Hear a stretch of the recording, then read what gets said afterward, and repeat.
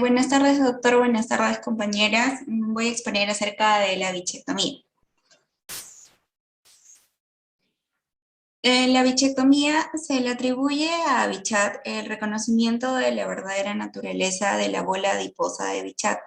Esta es una masa grasa lobulada, simple, descrita como consistente en un cuerpo central y que posee 4 extensiones: bucal, pterigoideo, pterigopalatino y temporal. El cuerpo principal está situado profundamente a lo largo del maxilar posterior y las fibras superiores del buccinador están cubiertas con una cápsula delgada. La extensión bucal se encuentra superficialmente dentro de la mejilla y de forma parcial es responsable del contorno de esta. Cabe resaltar de que la extensión bucal y el cuerpo principal juntos tienden a constituir entre el 55 al 70% del peso total.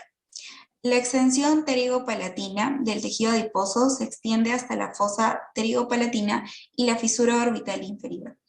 La extensión pterigoidea es una extensión posterior que generalmente permanece en el espacio pterigomandibular y sirve de envoltorio al paquete neurovascular y al nervio lingual mandibular.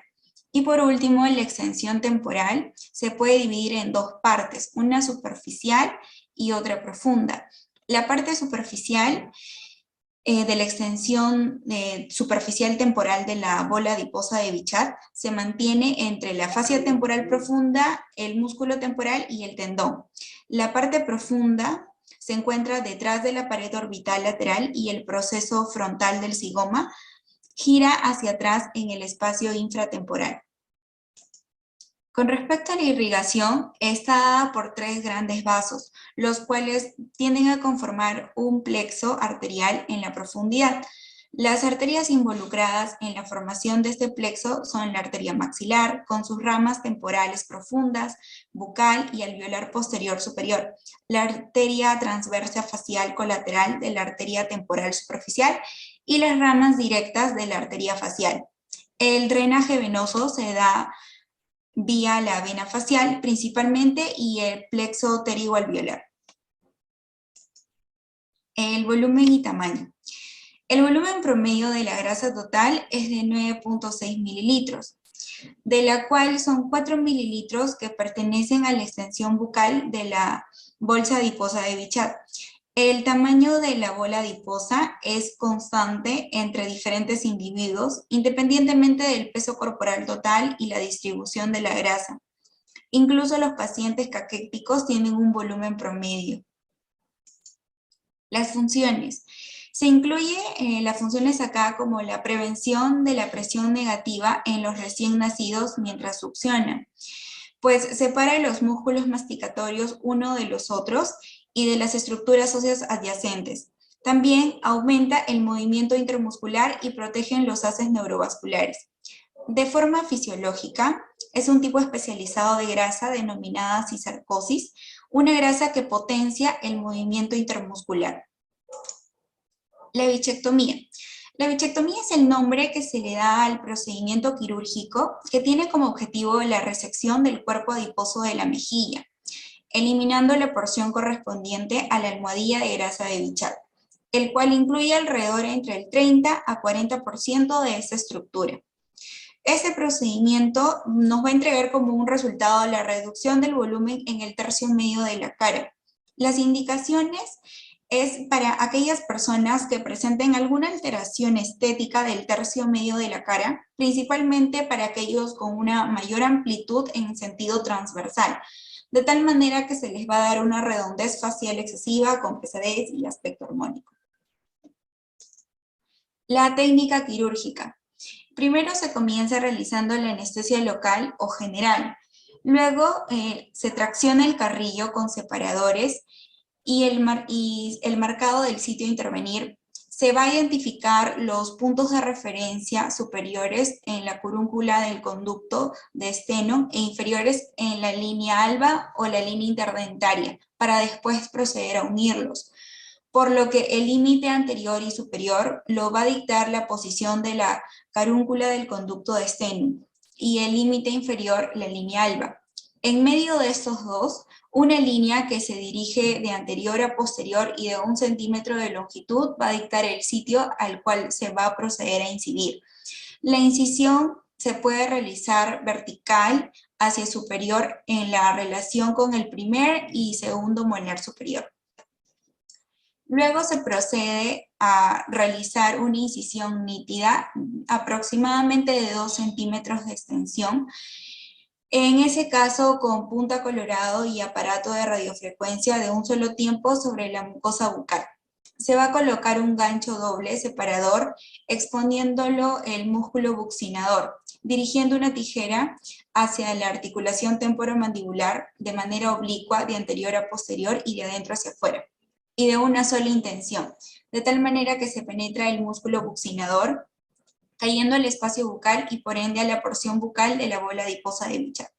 Para poder lograr la exposición de la bola adiposa de Bichat, con la mano no dominante se realiza una ligera presión extraoral sobre la zona media de la mejilla, de tal manera que al exponerse se realiza la tracción pasiva de los panículos más evidentes, lo que va a provocar la herniación espontánea de la misma sin poder realizar una tracción agresiva sobre ella, ayudando de tal manera a disecar su cápsula sin traumatizar el tejido que se encuentra circundante. Una vez que ya ha sido expuesta en su mayoría la porción bucal de la bola adiposa de Bichat, se va a identificar el pedículo de los tejidos conectivo o cápsula, luego se procede a cortar dicho pedículo pegado a la pinza mosquito.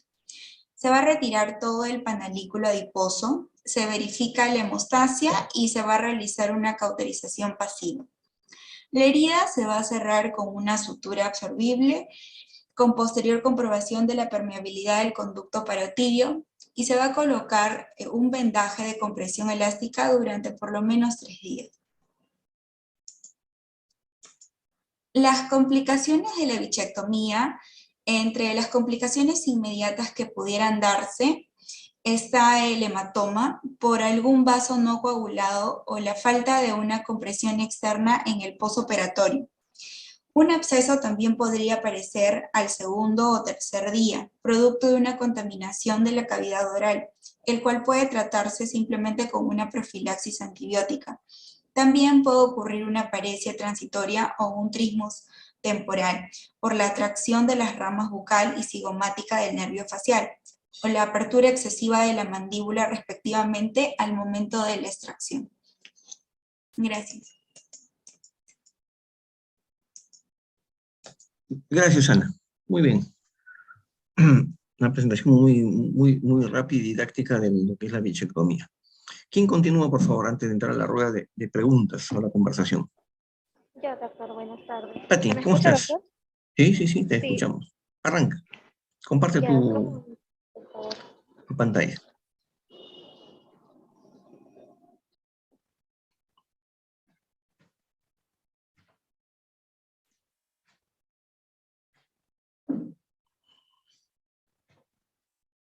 Ahí está.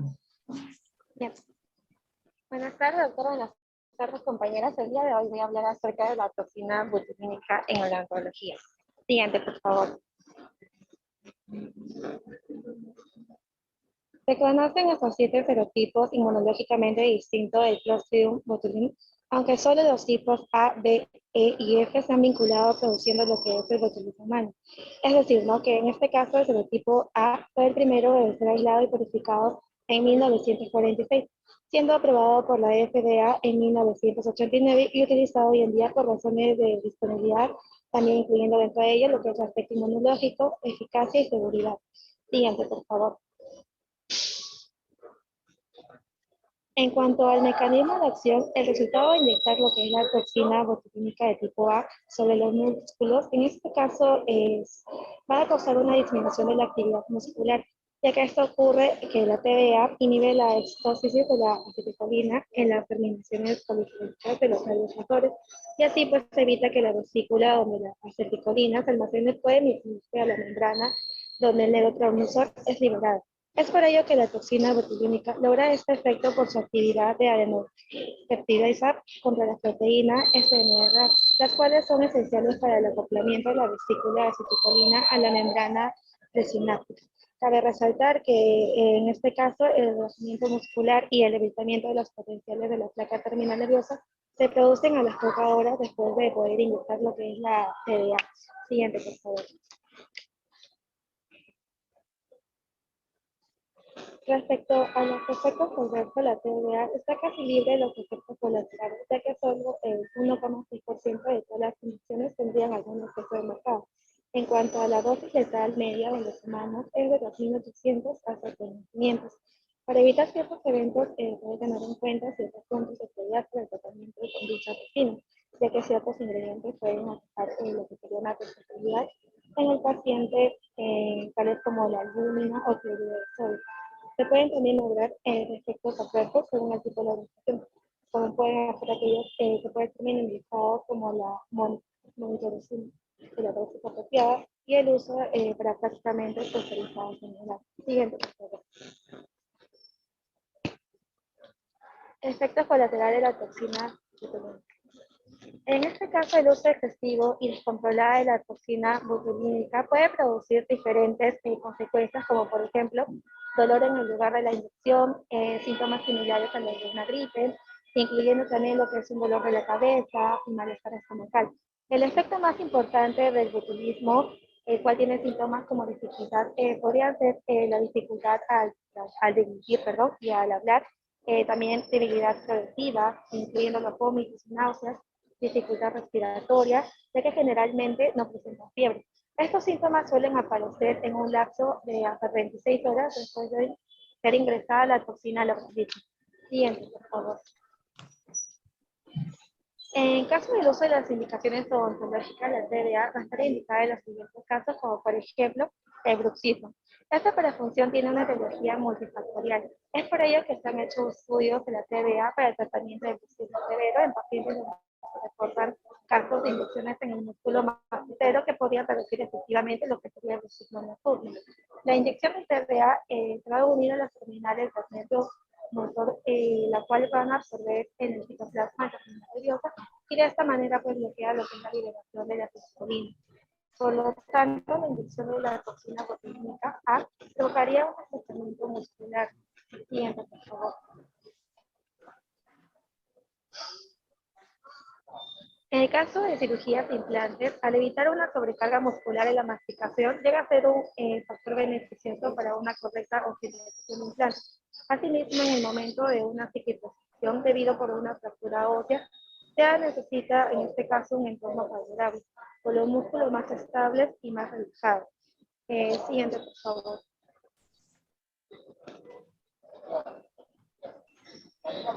En cuanto a la sonrisa gingival, la causa también en este caso es multifactorial, ya que una de ellas presenta hiperactividad del músculo elevador del labio superior.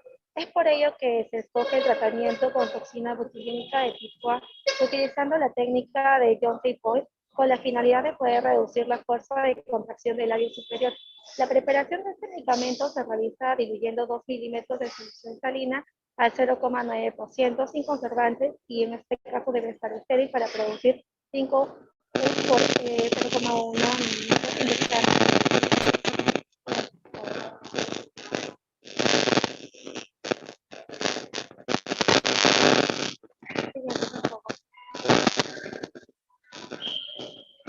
Con respecto a la diarrea, esta toxina también bloquea la liberación de la acetylcolina y la sináptica de utilizar el sistema nervioso autónomo. Por lo tanto, esta toxina puede bloquear las fibras receptoras sinápticas. Cabe resaltar que la TDA tiene casi resultados inmediatos en una cita corta, pero los resultados no son permanentes, ya que funciona durante 6 meses con un 6 meses con un tiempo de 4 o 5 siguientes, por favor.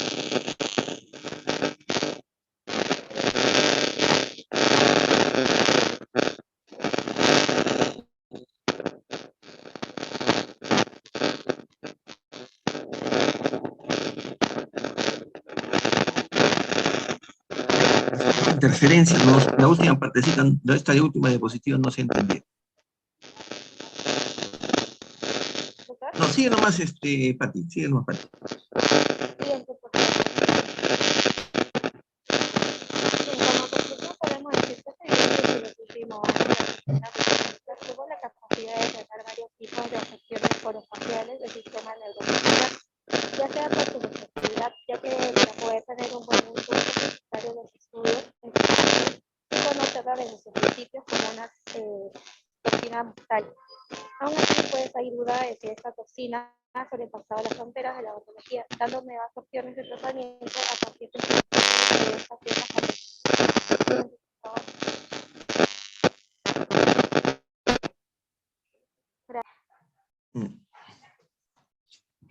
Gracias, Pati. ¿Stephanie o Cintia? Doctor, ahorita comparto. Ya.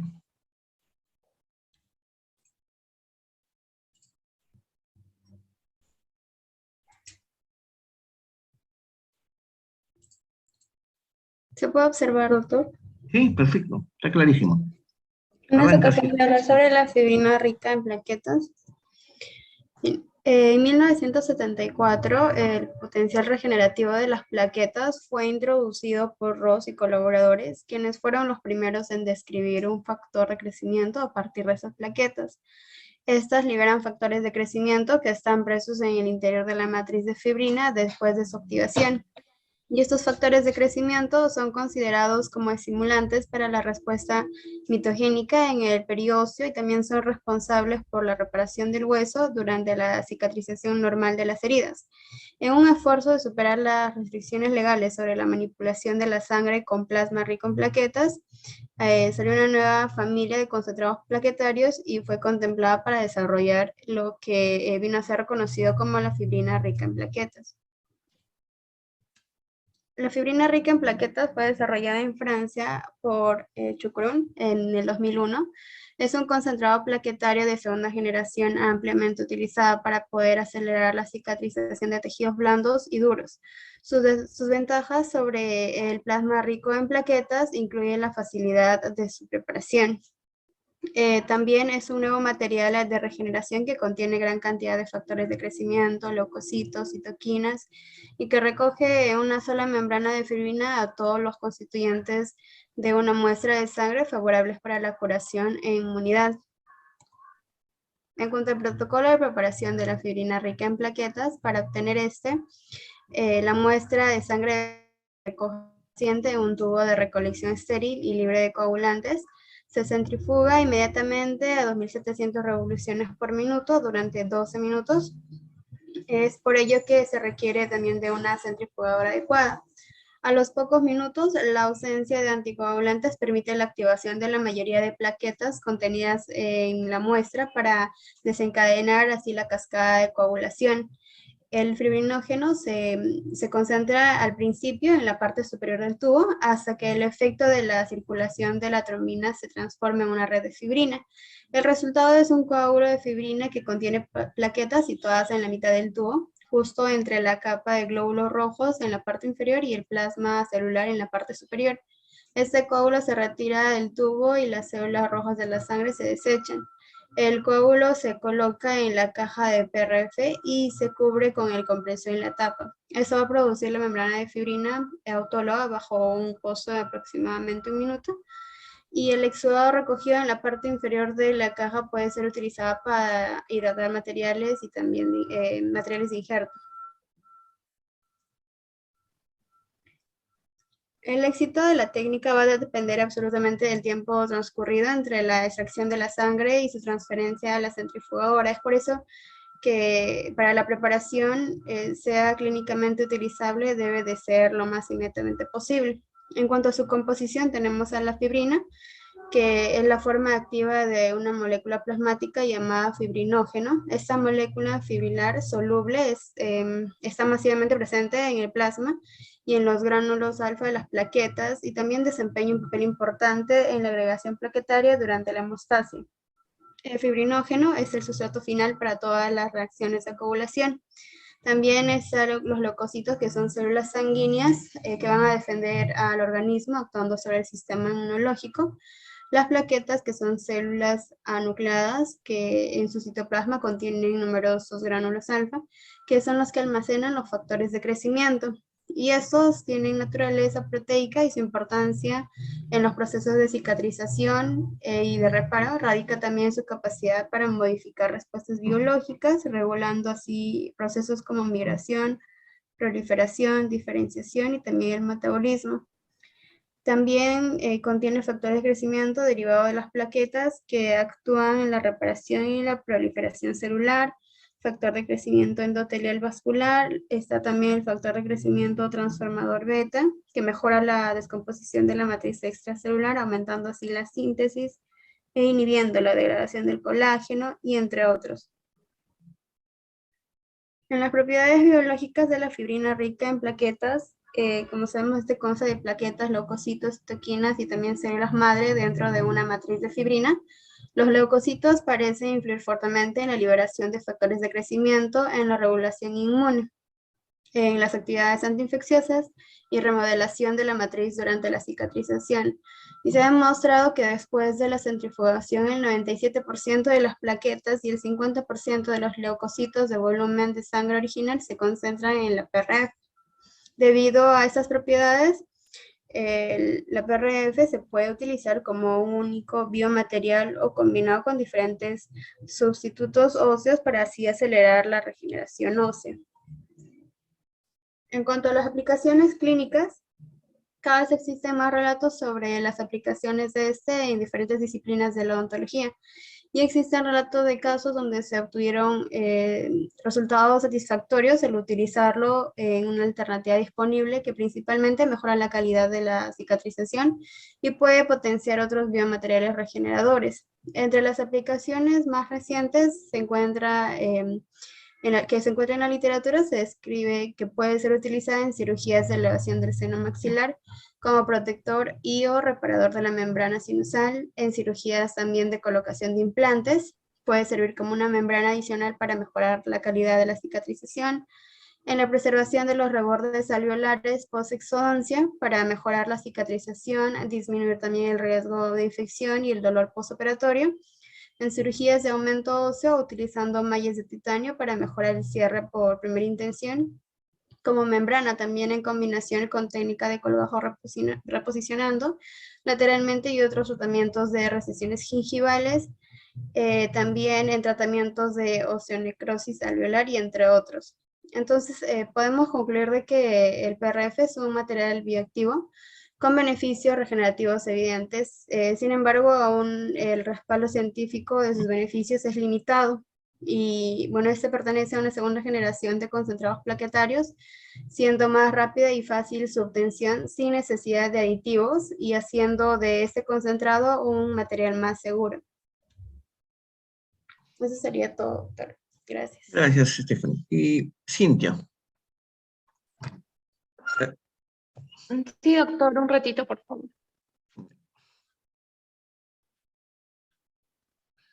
Estamos viendo tres técnicas, ¿no?, que se utilizan en armonización orofacial, ¿no? Ana primero nos mencionó la bichectomía, Stephanie nos ha hablado sobre la toxina botulínica,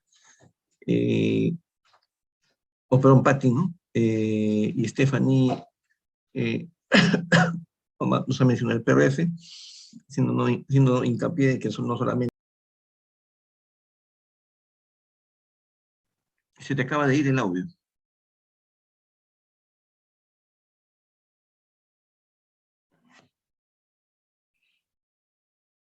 ¿Me escucha, doctor? Ahora sí, nuevamente. Ah, ya, disculpe. Buenas tardes, doctor y compañeras presentes. Hoy les voy a hablar acerca de la toxina botulínica. Siguiente, por favor.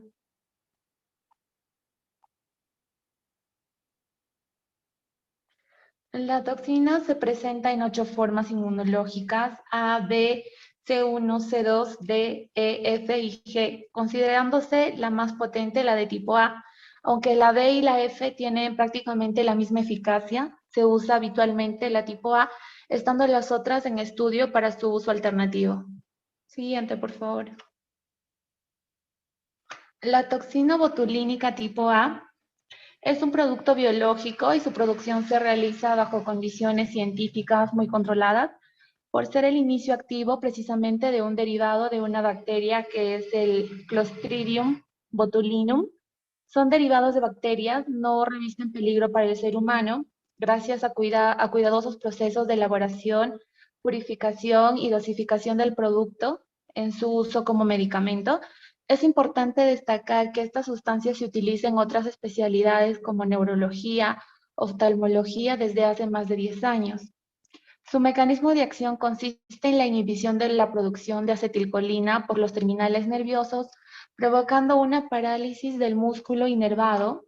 Al paralizarse la producción presináptica en los terminales nerviosos, la parálisis muscular empieza a ser evidente entre 2 y 4 días después de la inyección de toxina botulínica, tiempo necesario para que se produzca el agotamiento de las reservas de acetilcolina de los botones presinápticos. La potencia de la toxina botulínica se mide por unidades. Siguiente, por favor. Modo de acción de la toxina botulínica. Luego de la inyección de la toxina botulínica, la toxina se une a la terminal nerviosa.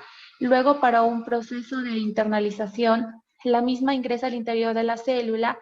Allí la toxina, que está formada por 2 cadenas proteicas, ejerce su efecto proteolítico, que produce el clivaje de péptidos necesarios para la liberación de neurotransmisores.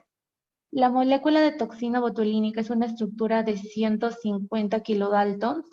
La molécula de toxina botulínica es una estructura compuesta por una cadena pesada y otra ligera, unidas ambas por un puente disulfuro y asociado a un átomo. La debilidad muscular. Siguiente, por favor. Usos de la toxina botulínica para enfermedades que cursan con contracción muscular exagerada, enfermedades donde existe aumento de la secreción de la saliva o sudoración, en ciertos trastornos del movimiento y para el tratamiento de las arrugas y la flacidez facial, corrección de secuelas faciales como la hemiparesia. Siguiente, por favor. Usos en medicina estética. La toxina botulínica es el único tratamiento que actúa sobre la causa y no solo sobre las consecuencias del problema. La toxina actúa relajando los músculos que producen las arrugas que se forman por la gesticulación o con la expresión de las emociones, como por ejemplo al enojarnos, se marcan las líneas verticales del entrecejo. La toxina botulínica se aplica en ojos, párpados, cola de la ceja, en la frente, el cuello, las arrugas peribucales.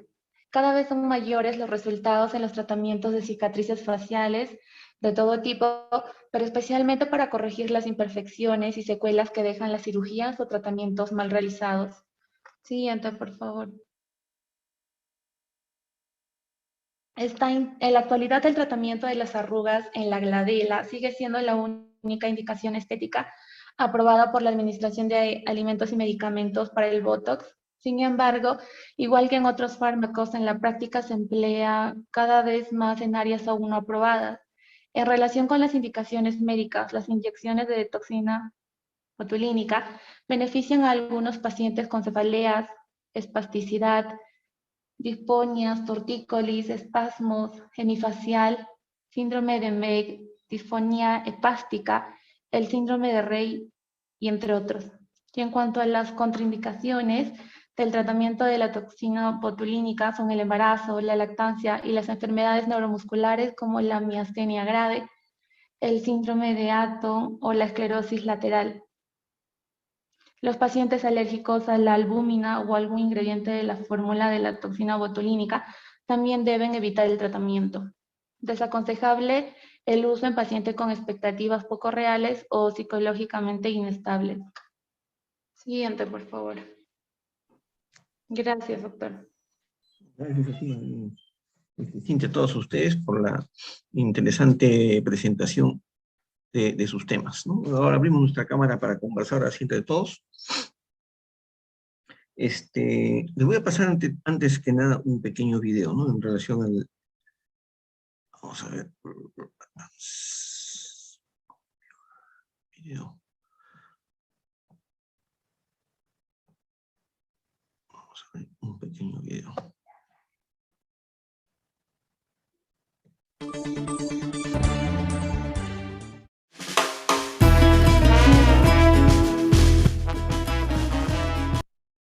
Listo. Es el video Primero un pequeño video para redondear la idea de lo que ha expresado Ana, sobre las indicaciones, sobre la forma en que se hace la bichectomía, ¿no? Hay dos abordajes. Ella nos habla sobre el abordaje inferior, ¿no? Se hace en la mitad de la mejilla, por debajo de la carúncula del conducto externo, ¿no? El otro es realizado por cirujanos plásticos, ¿no? A mí me gusta bastante este abordaje superior, por 1 centímetro por encima del fondo de surco, ¿no? Para hacer una incisión de 1 a 2 centímetros, como muy bien ella lo ha dicho, ¿no? Vamos a pasar al lado derecho mejor, de frente donde está más ilustrativo. Acá. Entonces, la anestesia, la incisión es de 1 centímetro, y luego lo único que se hace es iniciar una disección roma, atravesando el músculo buccinador, y detrás del músculo buccinador vamos a encontrar la bola adiposa de Bichat, ¿no? Todo es disección roma, teniendo cuidado de no lesionar ningún vaso sanguíneo. Entonces, esta es una edición de uno de mis pacientes, ¿no? El cual se ha hecho un abordaje superior con fines estéticos, ¿no? Una vez que ubicamos la grasa, simplemente la vamos retirando. Ahí está la grasita de la bola de Bichat. Ya nos explicaban a qué parte de la bola de Bichat o del cuerpo de la bola de Bichat es lo que se retira, hasta extirpar la cantidad suficiente para lograr el resultado estético, ¿no? Es decir, eliminar la grasa que se encuentra por debajo de la región malar, ¿no? El espacio submalar, para afinar el rostro, ¿no? Por eso esa técnica le llaman perfilamiento facial, ¿no? Afinamiento del rostro. Es para aquellas personas que tienen el rostro demasiado convexo, ¿no? Solo que son muy cachetones, más claro, ¿no? O aquellos que quieren perfilar el rostro también con fines estéticos, sentirse bien, verse mejor, más aún todos aquellos que se dedican al séptimo arte, al cine, o están en medio de la farándula, utilizan muchísimo esa técnica para tener un rostro más perfilado, mucho más agradable, ¿no? Con mayor pronunciamiento o leve pronunciamiento del hueso malar, ¿no?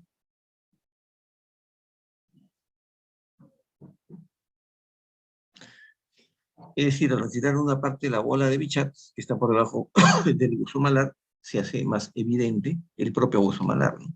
Es un poco para destacar finamente ¿cómo se llama? El hueso malar. Y luego se va disecando progresivamente la grasa hasta obtener el volumen suficiente, de tal manera que sea el mismo o similar tanto en el lado derecho como en el lado izquierdo, ¿no? Y una vez que hemos obtenido el volumen necesario, se cortará, ¿no? Se cortará pues con una tijera, ahí está, o con un electrocauterio, un electrobisturí, y obtenemos la grasa, que es similar al lado derecho, el lado derecho con el lado izquierdo, ¿no? Y como también señaló Ana, para evitar complicaciones, verificar que no haya ningún vaso que esté sangrando. En este caso, si había un pequeño vaso que estaba molestando, tuvimos que pinzarlo. Y lo otro es tratar hay un pequeño sangrado, hay que ligar el vaso. Y el otro es, la otra situación es evitar que el hematoma continúe, porque se produce un hematoma expansivo, que es muy desagradable en el postoperatorio. Entonces, acá ya hemos ligado, hemos pinzado el vaso para hacerle ¿cómo se llama? La ligadura del vaso. Todo esto se hace con hilo de sutura absorbible, ¿no? Una vez que se ha ligado el vaso, se va a proceder, es un vaso superficial de todas maneras, ¿no? El tejido celular subcutáneo. Vamos a lavar, limpiar nuevamente, verificar que ya ese sangrado cesó, como se ve acá, que ya cesó. Y vamos a proceder después a hacer la sutura, agastando ya la sutura superficial. Eso es una vez que hemos comprobado que ya ha cesado el sangrado, ¿no? Esto es más rutinario, pero es laborioso, no es complicado porque el espacio es muy reducido, es una zona un poco complicada de suturar.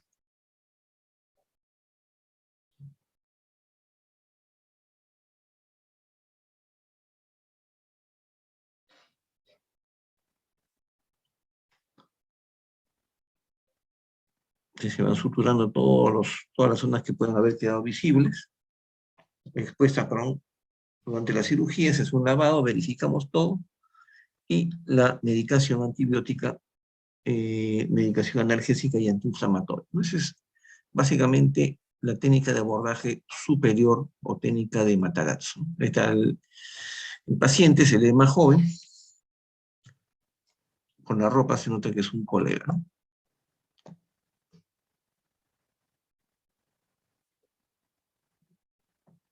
Listo. Y en relación a lo que ustedes han hablado, para redondear el video, que también hay un video. Ojalá que esté por acá. Creo que no está acá. No, no está acá. Está en el otro CD. Bueno, vamos conversando. Ahora su cámara, Stephanie, Patti, Cintia y Ana.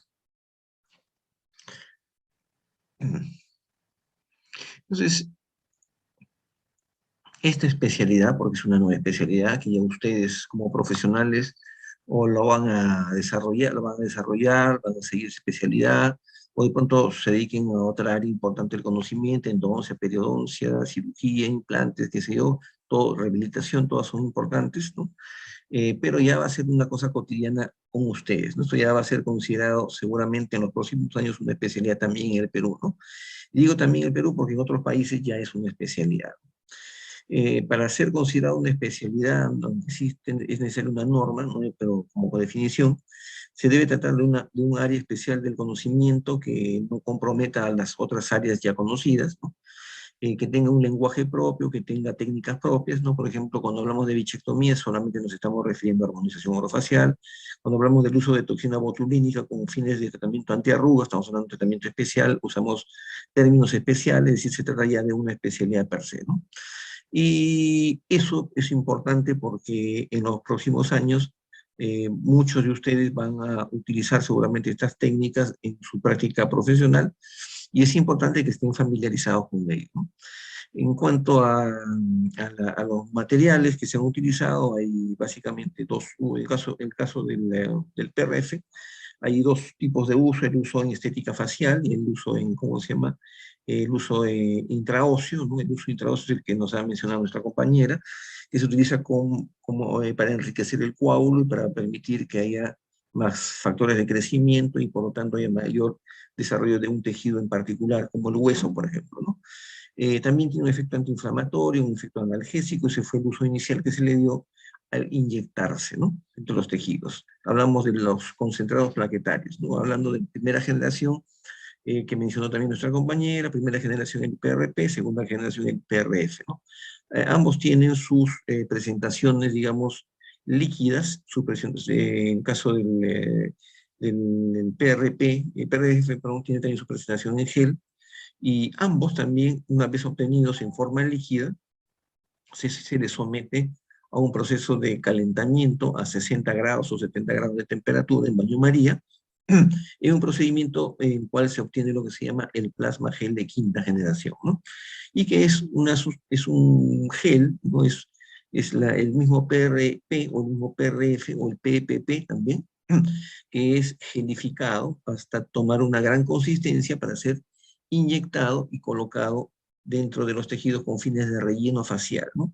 Es decir, una cosa es utilizar estas sustancias, pero en PRF y el PRP, ¿no? Para hablar de concentrado plaquetario, se usan como alternativa del ácido hialurónico, que el ácido hialurónico se utiliza para relleno facial, ¿no?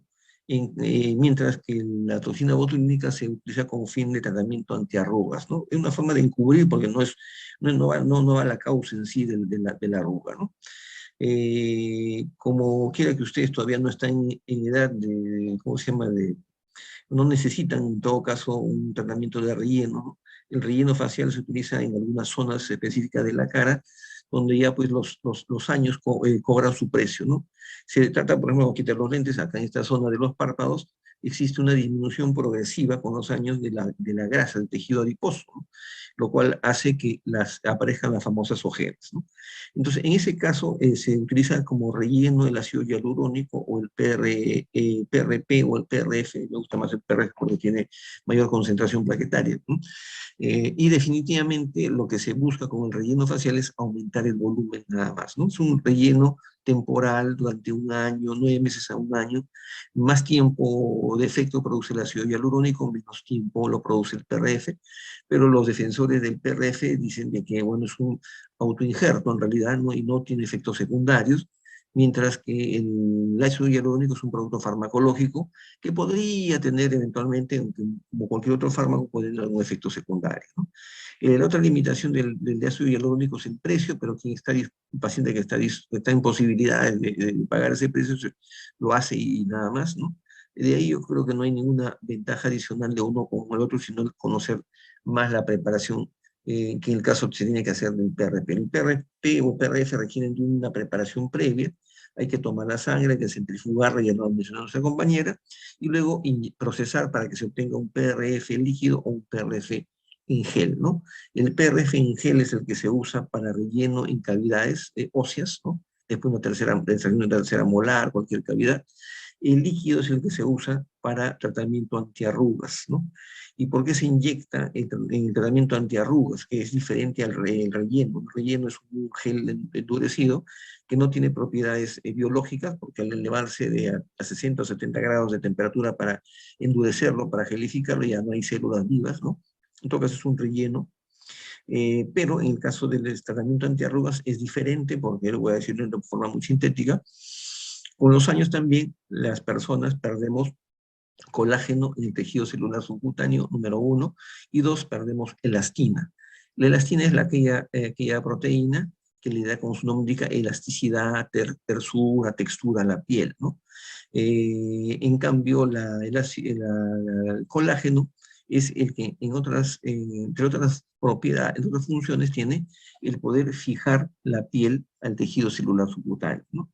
¿Por qué? Porque cuando no existe colágeno en cantidad suficiente, lo que sucede es que la piel, por gravedad, simplemente se cae, se descuelga y nos aparecen arrugas, ¿no? Y esas arrugas se pueden tratar de dos maneras, ¿no? Una es artificiosamente esconderlas bajo la colocación de una toxina botulínica que disminuye en todo caso la percepción de las arrugas, pero el paciente las tiene. Solamente que hay una limitación para poder no mover ciertos músculos y eso hace que no se pronuncien las arrugas, pues es un efecto artificioso.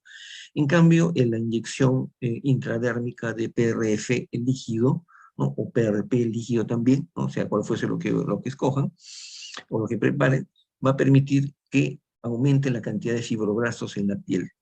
Al producirse mayor cantidad de fibroblastos en la piel, estos van a producir, ¿qué cosa? Más colágeno. De tal manera que se trata de un tratamiento mucho más, un tratamiento biológico, ¿no? Cuyo efecto se va a ver después de 7 días, 10 días, 15 días, en que se produce un recambio de la piel. Entonces, ese es el verdadero tratamiento antiarrugas en realidad, ¿no? No es que nos va a quitar las arrugas, sino va a permitir que la piel ya tenga mayor fijación con el tejido celular subcutáneo, como repito, y de otro lado se tenga una piel mucho más tersa, ¿no? De una mejor textura. Ese es el espectro de lo que ustedes han mencionado en general, ¿no? Que lo han hecho muy bien. Son tratamientos que están muy de moda, ¿no? Lo van a ver, ¿no? El uso de la toxina botulínica, la bichectomía, el uso de concentrados plaquetarios, aunque no se venden con ese nombre, el plasma gel de quinta generación como relleno, igualmente el ácido hialurónico como relleno, el uso de, ¿cómo le llaman estos hilos tensores? Está de moda la reducción de la papada, todo eso forma parte de este espectro de técnicas que forman parte de esta especialidad nueva, ¿no? Llamada armonización orofacial, que es uno de los nombres que se le ha dado, ¿no? Ese es en general. No sé si hay algún comentario, alguna cosa que haya encontrado adicional a Ana, Cintia, Patti o Stephanie, ¿no? Porque es un tema amplísimo, es una especialidad. Doctor, si usted mencionó de que el PRP y el PRF, digamos que solamente dura un año, así, entonces las personas, por ejemplo, que quieran un resultado, ¿se pueden estar haciendo eso cada año? Sí, sí, todos estos tratamientos con ácido hialurónico, con toxina botulínica, con PRP, con PRF, todos son tratamientos temporales. Es decir, el paciente se tiene que hacer lo que se dice sus retoques cada cierto tiempo, ¿no? Por ejemplo, en el caso del PRF antiarrugas, ¿no? La inyección, tiene que hacérselo durante 3 meses seguidos y después hacerse su mantenimiento, su retoque después de 9 meses a 10 meses, ¿no? Igual sucede con los rellenos, ¿no? En el caso del relleno con PRF, se hace una aplicación de 3 veces, durante 3 meses seguidos, o sea, un mes, y después de 9 a 10 meses también se tiene que volver a aplicar porque el material simplemente se va a absorber, ¿no? Y va a desaparecer el efecto positivo. En el caso del ácido hialurónico también el efecto es temporal, solamente que va a durar de repente un año, pero el paciente va a tener que continuamente, cada cierto tiempo, estar haciéndose esos tratamientos. Ninguno de esos tratamientos es permanente. No podemos evitar el envejecimiento. No podemos evitar que el tejido celular subcutáneo, o sea, que la grasa de la cara se nos vaya desapareciendo progresivamente. Ese es producto del avance de la edad, ese es inevitable, ¿no? Igual el uso de rellenos también es temporal, ¿no? Todo eso es temporal en realidad, ¿no? Quizá lo único que pueda llamarse permanente es el uso del PRF no líquido o PRP líquido. Yo hablo más del PRF porque es lo mejor que hay, ¿no? Mejor que el PRP, ¿no? El PRF líquido para el tratamiento de cicatrices o, por ejemplo, para el tratamiento de secuelas de acné, ¿no? Sobre eso sí hay un cambio permanente, una mejora permanente. O sea, el paciente no va a volver al estadio anterior. O en el caso, por ejemplo, de una persona joven, ¿no? Como ustedes, ¿no? Yo he tenido oportunidad de tratar pacientes jóvenes, pero que viven, por ejemplo, en la ciudad de Ica, que viven en Tumbes, ¿no? Donde el sol, pues, la potencia del sol es enorme. Entonces, esas damas jóvenes ya no tienen la piel tersa, sino tienen la piel en forma de cáscara de naranja. Entonces, la inyección del PRF no permite que se forme una nueva piel con mejor textura, ¿no? Pero si va a seguir expuesta al mismo sol, al final, con el tiempo, el resultado va a ser siempre temporal. Pero en general todo esto es temporal, ninguno es permanente. Bueno, la bichectomía es permanente, ¿no? Ahí está. Si, por ejemplo, a ver, como solamente veo el rostro de Ana y el rostro de Stephanie, si ambas se hicieran bichectomía, su resultado sería permanente, pero no habría un cambio negativo con la edad. Pero si tuvieran un rostro más delgado, una cara más pequeña, y le retirasen la piel, la grasa de la bola de Bichat, cuando cumplan pues 50 años, pueden tener un rostro cadavérico, ¿no? O sea, un rostro que tiene muy poco tejido celular subcutáneo. Entonces, hay cambios permanentes, la bichectomía es permanente. Y es una grasa constitutiva, es decir, no es una grasa producto de la gordura. Si se le quita al rostro de un paciente, va a ser un efecto a largo plazo, un efecto permanente, ¿no? Si el rostro es como el de uno de ustedes, posiblemente no haya ningún cambio negativo con la edad. Pero como repito, si tuvieran un rostro muy delgado, una cara pequeña, ¿no? Con pómulos pronunciados y se retiran la bola de Bichat, en estos momentos se verían muy, muy guapas, ¿no? Pero cuando cumplan 50 años les va a faltar ese tejido graso y van a tener que ir al cirujano plástico para pedir que le ponga la grasa que ahora les falta a los 50 años, ¿no? Porque hay grasa que ya no esa grasa ya no se repone, ¿no? Eso quizá, eso sí es permanente, ¿no? La bichectomía, eso sí es permanente. Doctor, ¿y a cada persona se le extrae el mismo porcentaje de grasa o cómo es? Hay una palabra, un término que se llama visajismo, con B chica, ¿no? Visajismo, y con G, ¿no? Visajismo con G. El término visajismo significa, pero se utiliza como propósito principal en la bichectomía y en la cirugía estética, una cirugía plástica, ¿no?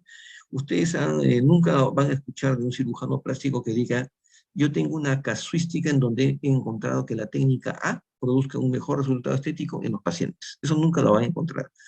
Porque el mejor cirujano plástico que existe en el mundo, o los mejores, lo que buscan es resaltar la belleza individual de cada persona, ¿no? De cada hombre, varón, si se somete a la cirugía plástica, o de cada dama, ¿no? Porque no se busca que la persona se parezca a un patrón, ¿no? Determinado, ¿no?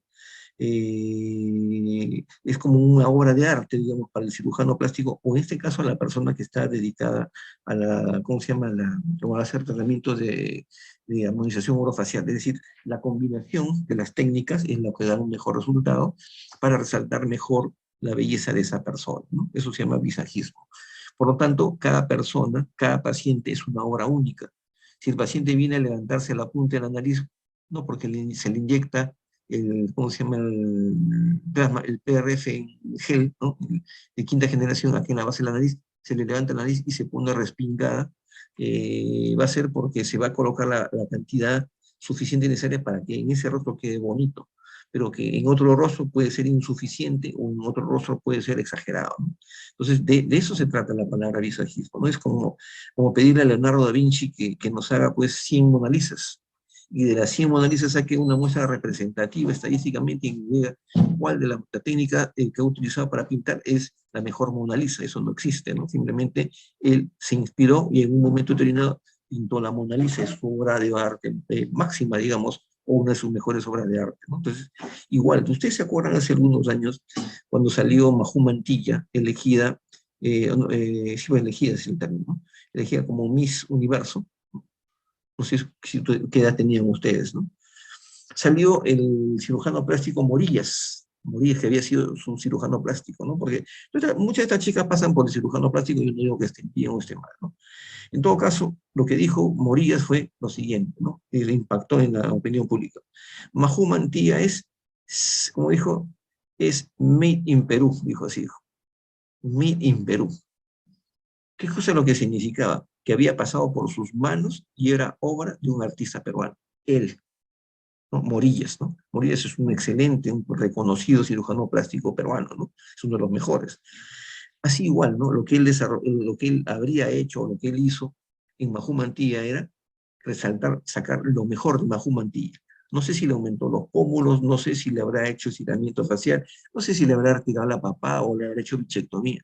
Lo cierto es que lo que hizo con Majú Mantilla en ese momento fue resaltar la máxima belleza de esa chica en ese momento, ¿no? Eso es visajismo. De eso se trata, ¿no? Pero no es que Morillas quiere sacar a la luz 20 Majú Mantías igualitas. No le digo esto porque como estamos en una profesión médica, se habla mucho de la evidencia científica, ¿no? Entonces, mucha crítica acá ha habido en el Perú por desconocimiento, ¿no? Al decir, no, esto no es una especialidad médica, esto no debe ser realizado por odontólogos, porque esto no es científico. A ver, que me muestren, así decían, que me muestren la evidencia científica. Eso no existe en la armonización orofacial. Es contrario al espíritu de la armonización orofacial. Entonces, quienes no lo entienden lo critican. Correcto. Es decir, no van a encontrar un artículo científico en la literatura que diga éxito de la bichectomía con la técnica, por decir, de Alan Matarazzo. No van a encontrar. Pero sí van a encontrar artículos, muchos artículos científicos, mostrando 1, 2 o 3 rostros, los cuales han logrado pues desarrollar o resaltar la belleza de esa persona, sea hombre o sea mujer. Y en base a eso sirve de inspiración para que con el mismo tipo de rostro, otros cirujanos plásticos, otros armonizadores orofaciales puedan obtener un resultado similar. O sea, la forma de entender esta especialidad es así. No es buscando un patrón, porque no existe un patrón, ni existe una técnica depurada que pueda asegurarnos que con la bichectomía, con tal o cual técnica, vamos a obtener un resultado similar. Pongamos el ejemplo para entender. Supongamos que alguno de ustedes, ¿no?, les hacen el tratamiento de bichectomía. Habría que ver a cuál de ustedes, ¿no? De repente a Stephanie le requerimos retirar un poco más de gas de la bola de Bichat para conseguir la máxima expresión de belleza. De repente digo, ¿no?, a los ojos de otra persona, retirándole la bola de Bichat en ella no es suficiente, ¿no? De repente habrá que hacerle, no sé, un levantamiento de la punta de la nariz, y una serie de cosas para que al final Stephanie sea irreconociblemente bella. Disculpa la expresión, ¿no? Esa es la inspiración, ese es el objetivo. Yo no voy a decir, te vamos a hacer una bichectomía y vas a salir como artista de cine, igual que Madonna. Eso es imposible. ¿Me entienden? O sea, esa es la forma en que se debe ofrecer un tratamiento de este tipo. No es que se va a obtener un resultado espectacular solamente haciendo una técnica. Por eso es que quienes están metidos en el mundo de la armonización orofacial saben que no solamente se debe hacer lo que tú preguntaste, Ana, hace un rato, varias repeticiones del mismo tratamiento, sino diferentes tratamientos en la misma persona. Porque de repente, para resaltar su belleza individual, puede requerir el perfilar los pómulos, puede requerir un levantamiento, una rinoplastía, o de repente es suficiente con una rinomodulación, que es la armonización orofacial, es un relleno temporal para modificar la forma de la nariz en forma temporal. O de repente quieren tener pues unos labios, lo que se llama hacer una escultura de los labios, ¿no? Tener unos labios pues así muy atractivos, muy sugerentes, qué sé yo. Pero no les va a gustar a ninguno de ustedes ponerse los labios como Susy Díaz, ¿no? ¿Se entiende? ¿No? Es decir, las cosas pueden ser buenas para una persona, pero malas para otra, ¿no? A eso es a lo que me estoy refiriendo. Igual con los varones, bueno, entre los alumnos no hay varón, como poner un ejemplo. Entonces, como si hubieran alumnos varones y le van a hacer una armonización orofacial y lo van a convertir en Brad Pitt, ¿no? Eso es ilógico, ¿no? Eso nunca va a suceder. ¿Se entiende el mensaje? Ese es el espíritu de una correcta del correcto uso del término de armonización orofacial.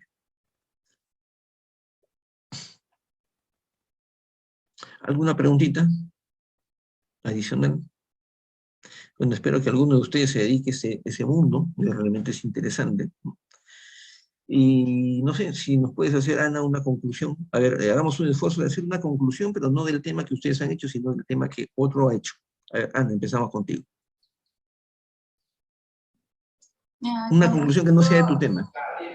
Con respecto a lo que había dicho de el plasma rico en fibrina, que hay concentraciones... No, pero es fibrina rica en plaquetas. Fibrina rica, claro, hay concentraciones que están en líquido o en gel.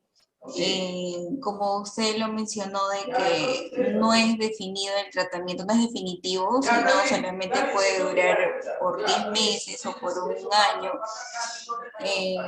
En el caso de gel, se puede convertir a un gel, dijo, de quinta generación, algo así. Y lo podemos usar como relleno para injertos óseos o como en líquido como para antiarrugas. Para que no se quede, de repente yo no me expresaba bien. Primera generación, PRP. Segunda generación, PRF, gel. Anoten ahí. Primera generación, PRP, que es líquido. Segunda generación, PRF, en gel. Tercera generación, PRF líquido. Cuarta generación, PRP líquido, pero de mayor concentración. Quinta generación, ojo, la quinta generación es PRF líquido, PRP líquido o PPP líquido. PPP es plasma pobre en plaquetas. Es lo que sobra de la preparación del plasma rico en plaquetas. Ese plasma de quinta generación, ¿cómo se prepara? Se obtiene el líquido de cualquiera de los dos, del PRF o del PRP, y luego se coloca en un equipo especial, que es un baño María, en el cual se le somete a una temperatura de 60 o 70 grados para que ese PRF o PRP líquido se endurezca. Y ese es el que se usa como relleno, ¿ya? Pero el PRF de segunda, el concentrado plaquetario de segunda generación, que es el PRF en gel, el de Chucrún, bueno, el primero de Chucrún, ese es el que se utiliza para mezclarlo con partículas de hueso o colocarlo dentro del hueso, en los maxilares, en cualquier herida, que es lo que también se usa mucho en odontología, en implantología, en relleno de cavidades, etcétera, ¿no? Como para que quede claro el panorama, ¿ya? Estefan, una conclusión también de un tema que no sea el tuyo. Sí, doctor. En cuanto a la bichectomía, que tiene, bueno, ¿Ya? es un objetivo estético de afinar la cara y también marcar los pómulos. Esa, a comparación del que mencionó mi compañera, sí es permanente.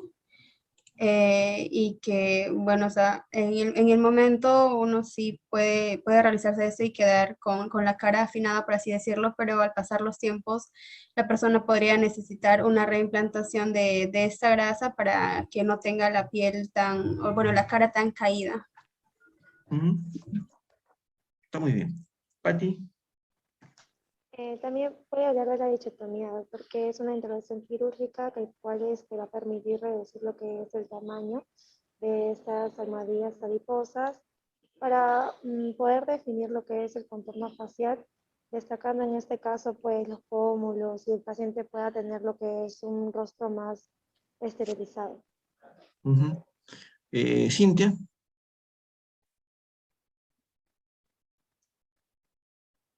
¿Está Cintia con nosotros? Sí, doctor. A ver, También Cintia. le iba a hablar de la bichectomía, doctor. No, sí, nomás, no hay problema. Si tienes la idea, dilo. Que es un procedimiento quirúrgico que va a tener como objetivo la resección del cuerpo adiposo de la mejilla, que corresponde a la almohadilla de grasa de Bichat, el cual incluye alrededor del 30-40% de esta estructura.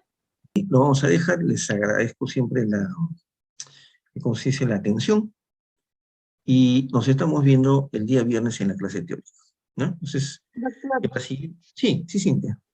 Doctor, disculpe, ¿y más o menos cuánto cuesta hacerse ese procedimiento de la bichectomía? ¿Cuánto cuesta hacerse la bichectomía?